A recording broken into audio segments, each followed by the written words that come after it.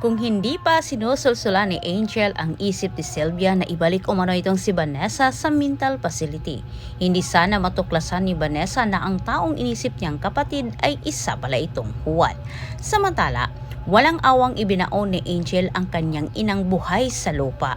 Nasa pagkaakala naman ni Angel Kiara na maibaon kasama ang kanyang ina ang kanyang lihim.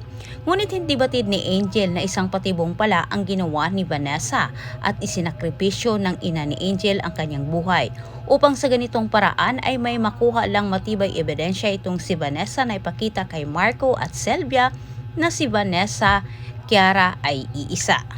Ngunit bago pa man ginawa ni Angel ang kanyang ginawa sa kanyang ina, kanyang inamin din ang kanyang ginawa sa totoong Angel.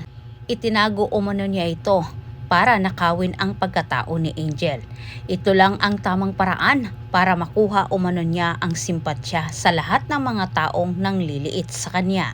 Dagdag pang inamin ni Angel wala umano siyang masamang binabalak sana dito kay Vanessa dahil gusto lamang umano niyang makakuha ng atensyon.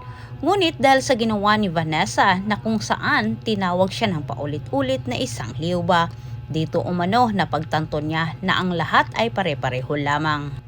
Bukod tanging kaibigan lang ni Angel ang nakakaalam kung saan nila tinatago ang totoong Angel. Naging palaisipan na rin para kay Vanessa kasama sa kanyang kaibigan kung saan umano nila hahanapin ang totoo niyang kapatid. Kampanting bumalik itong si Peking Angel sa mansyon nila ni Marco. Pero wala siyang kamalay-malay na nagpapasyahan na pala ni Vanessa sa tulong ng kanyang kaibigan na aminin na umano niya ang totoo. Kaya tinawagan din niya itong si Lexie para humingi ng tulong at makausap si Marco.